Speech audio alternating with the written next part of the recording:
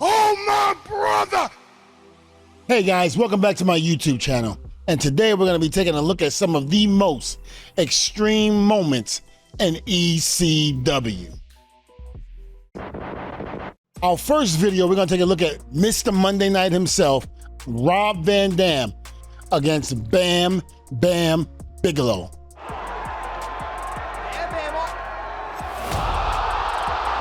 As far as I'm concerned, that was probably one of the coolest things that was done back in ECW. Because if you think about it, no one had really done that back then before. Van Dam is going up again?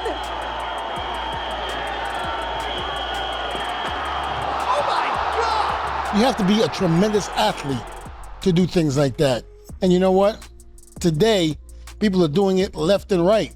RVD kind of set the trend for that. For RVD to take the flip off the top rope into the crowd onto Bam Bam Bigelow was truly a sight to see. And you had to be there to appreciate it. With the fans chanting ECW, the visual was unreal. To know Van Dam in the ring and to see him during that time was truly amazing to see. You know, and on DVON scale of things, 1 being mediocre and 10 being the most extreme, I'm gonna say that was the most extreme. I'm gonna give that a 10. Why? Because nobody was really doing that back then. Rob Van Dam was in a class by himself, and no one can do it better than RVD. Our next video involves the innovator of violence, Tommy Dreamer versus Brian Lee. And you know what? This feud was huge back then. In order to appreciate it, you really had to be there. But I gotta say this, it still holds the test of time today. And that scaffolding could give it any moment.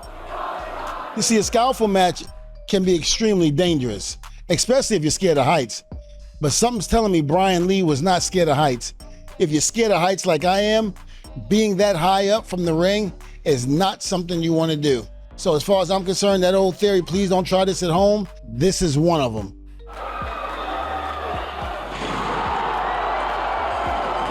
The fall that he took was extreme. I mean, take a look at the video yourself and you be the judge. Not only is he falling through the tables, but think about the tables that aren't breaking, that are still whole. Those tables come crashing down on top of him. I mean, that's a sight in itself. So I give Brian Lee a lot of credit for even wanting to remotely be in a match like that. Then again, I give him a lot of credit for just taking that bump. We did some crazy things in ECW, and you better believe that was one of them. I would rate that fall in ECW, and you gotta agree with me, a 10. There's no way you cannot see that as being a 10. Visually, it was one of the biggest bumps even to this day to take something like that. And again, as he comes crashing down to the ground, all those tables that didn't break are falling on top of him. And if you ever been in a wrestling ring, you would know that those tables are not light. They are very heavy and can be very dangerous. I will have to say this bump right here visually was probably one of the biggest, scariest bumps I think I'd ever seen. And I was there personally live in the ECW arena when this took place. All right, WWE fans, Clash at Paris is almost here.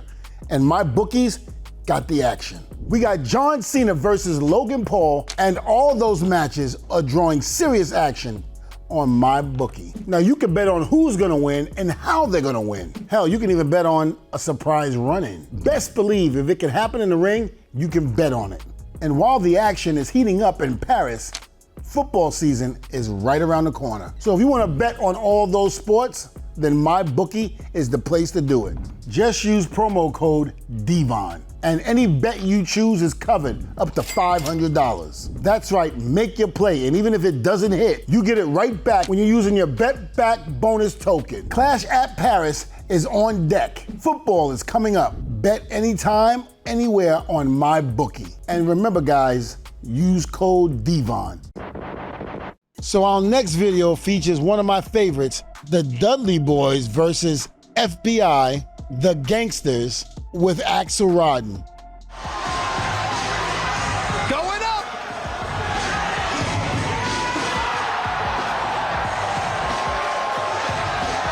Going down. Now here Bubba thinks he's on top of the world until he turns around, bang, with the guitar by New Jack. And it was kind of comical for Bubba to start bringing himself all the way down. Bubba had a niche for doing stuff like that. In my opinion and some other people's opinions, it was considered comedy. Me personally, not my cup of tea, but Bubba loved that stuff. It was only fitting for anybody to do that type of spot and to come up with it. It was Bubba. And I gotta say, it was quite funny when I look at it back. It was like out of a cartoon, but Bubba made it work every single time he did stuff like that. Now, I remember this match, and I remember this particular scene. New Jack was upset a little bit because he felt the table needed to go out further because he really wanted to launch himself. And as far as I'm concerned, he launched himself, he made it, and it was an incredible bump. Don't get me wrong. A bump that New Jack did on a regular basis, just about every night. So there's something to say about that with New Jack. I mean, New Jack was extreme, and he wanted everything to be perfect, which I don't blame him because the Dudley boys were like that as well. The distance that he did from that balcony on to Little Guido through that table was extreme. And as far as I'm concerned, I'm gonna have to put this on a scale of 1 to 10. I'm gonna have to put it a 7. Again, it was something that New Jack did just about every night. Even though a lot of people didn't do it back then, but still, it was extreme. So our next video is Sandman versus Sabu.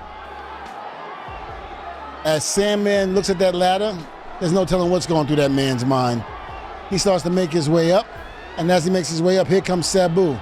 Sandman knocks him down, goes up even further, grabs the barbed wire as Bill Alfonso tries to stop him. And here comes Sabu to push Sandman right over through the table to the outside. Look, ECW, we weren't normal. We felt like we were invincible. We felt like there was no such thing as pain. And we proved that every single night getting in that ring, doing what we did. But the difference between us and other extreme places that like to copy what we did, not only are we the grandfather of extreme, but we had a story behind everything that we did, which made it even more important in that match. Because without a good story, you can use whatever weapons you want. People ain't gonna care, they're not gonna matter. You have to be drawn into the match. You have to invest into the match. And that's something that we always love to do every night. So here's another extreme moment in this match. Sabu, not only does he jump off the chair, trying to hit the Sandman on the outside, Sandman moves, he hits the guardrail, and he breaks his jaw. Come on, you can't get any extreme than that. While Bill Alfonso on the outside is scrambling for tape to wrap it around his jaw to keep it together. That's what Sabu was. Sabu did not take a break. Sabu was extreme. Most guys would have caved in and cried like a little baby. Sabu didn't care. Sabu put his body on the line every single night. God rest your soul, Sabu. Not to mention, my brother, thank you for everything that you did. Still taking the kendo shots with a broken jaw. Can't get it any more extreme than that. I mean, come on, a broken jaw, think about it. Do you know how painful that is? It's extremely painful. Sabu did it and finished the match. That's the way we were in ECW. We didn't take time off for pain. We didn't cry and bitch and moan about it. We just did it. I'm gonna have to rate that an 8. Our next match, we will feature Bam Bam Bigelow versus my little brother, Spike. This is the infamous surfboarding where Bam Bam picked up Spike for the first time and threw him into the ECW audience. Oh my God! We've got party surfing at the ECW arena! And I gotta say, if you're gonna do it somewhere, why not do it in South Philadelphia at the ECW arena? Because not only we as talent is making history, but hell, so are the fans. The fans catch him, pick him up, and they start surfing as they chant ECW. Come on, man. You can't get any more extreme than that. I loved it. Again, you had to be there to really, really feel the energy in that place that night when I did that to my little brother, Spike. When Bam Bam threw Spike into the audience, everybody backstage was watching the monitor. we kind of knew what was gonna happen. When it did happen, the whole back erupted in cheers because not only did the fans catch him, but they started surfing him, and it wasn't planned. That was the big part about it. And when that happened, everybody in the back lost it, started cheering the whole nine. Loved it. I will rate that surfing a 6. And I'm not rating it a 6 because it was bad. I'm rating it a 6 because it was more fun than extreme, but a little bit extreme at the same time. Our next video will feature that visual scene where everybody in the arena was throwing chairs in the ring and covering not only the Public Enemy, but knocking Terry Funk and Cactus Jack in the head. And that was what gave ECW its extreme name. When people saw this, it was ECW all the way. You had to go to an ECW show to witness something like this because they weren't doing it in WCW and they sure as hell wasn't doing it in WWE. The only place they were doing it is in South Philadelphia, Swanton and Ridner at the ECW arena. For ECW, they would always put this match in the commercial because it represented ECW. And I remember saying to myself, man, I would never go there. That place is crazy. It's too violent for me. And what I wind up doing, first place I went, ECW. What was the first thing I did? Swing a chair. So it couldn't have been that bad when I saw it. Now, I don't know about you, but I'm gonna rate that particular scene, that moment in ECW, a 10 and beyond. Come on, man. Chairs flying everywhere. Bodies are just dropping. Public Enemy underneath, covering up for dear life. Terry Funk and Cactus Jack, 2 crazy MFs, they loved it. They enticed the crowd to do it. So as far as I'm concerned, that's extreme, man. And I give that, again, a 10. Our next video will come from Heatwave 2000, featuring Steve Corino and Jerry Lynn. You know, one of the craziest parts about it is I remember seeing Steve Corino back on the indie shows and things like that. Never thought in a million years that he was able to take it to the extreme, but he did. The man bled just about every night, a crimson mask, and yet put his body on the line just like we did every night. The unfortunate part is I never really got a chance to work Steve, because when Steve came into ECW, the Dudley boys were on their way to WWE. Steve was a hell of a talent, had a great mind for the business, and knew how to excite the crowd as a heel. So he definitely took a page out of the Dudley's book. And again, I would have loved to work with him, but unfortunately we were gone at that point in time. But Steve Corino, definitely one of the most extreme guys in my book. What an You know, Jerry Lynn did something that a lot of us did back then. We took somebody's blood and wiped it on ourselves as war paint, kind of, in a sense. But Jerry Lynn took it to another level. He wrote die. He just wrote die! He wrote the word die on his... I mean, that's extreme. So as far as I'm concerned, Jerry, you've always been somebody who I thought was hardcore, and the beatings that you took with RVD, the show that you guys put on, was excellent. You took it to another level with Steve Corino. So I gotta say, loved your work then, and I still loved it towards the end. I will rate that moment a 6. So our next video, we have Bam Bam Bigelow versus Taz. And this is the night that Bam Bam took Taz when he was on his back, and they actually went through the ring. You talk about a crazy moment. No one had really done that before. Nobody had seen that. ECW was the first ones to do it. I remember everybody in the back cheering and just jumping up and down because we knew what was gonna happen, but the fans didn't. And to look at the reaction on the fans and to see them all stand up in awe, you didn't do that to ECW fans, because ECW fans were, what we call in the business, very smart. But that was the night that ECW fooled them all. As you could tell when he went through it, look at all the fans standing up, not knowing what to expect or what just happened. Bam Bam and Taz did an excellent job in doing that.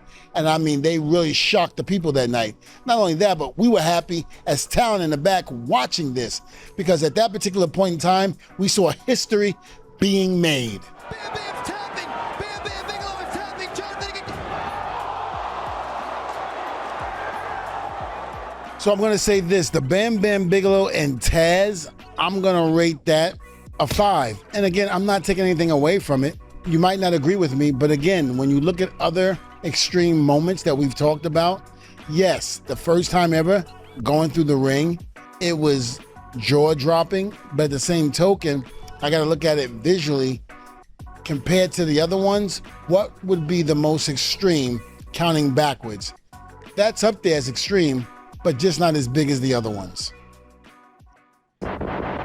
The next match we have coming up is Terry Funk and Sabu, Born to be Wired. Rana takes Funk over, 2 count. Oh! No! Reversal! When you talk about the most extreme match on the card, this was exactly extreme. Think about it. You have a ring, dropping the rope, surrounding it with barbed wire, and having 2 men go in there and fight. Terry Funk now completely tied up in barbed wire. That's real barbed wire. This is not WWE. You see, in ECW, we didn't fake things. If we had barbed wire, if we had a wrench or anything, it wasn't fake, it was real. You better believe every bit of that barbed wire was real. Now, this came actually from Japan. Terry Funk and Cactus Jack brought it over and made it part of American history now with Born to be Wired. But here's the part that's really scary. Sabu goes in, takes Terry Funk, throws him into the corner.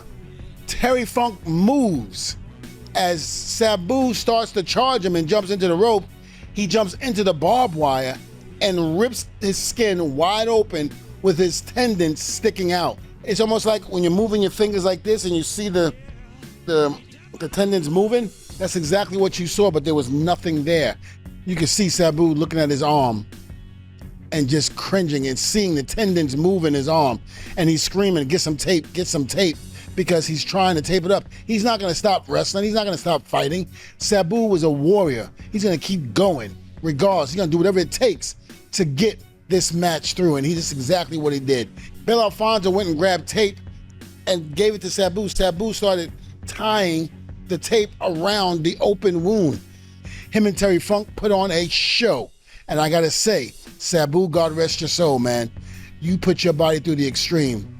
My brother, now it's time to rest and wear your crown proud, because I know you're up there doing the same thing. This particular match, I've gotta rate it a 10, and you can't deny what I'm saying is true.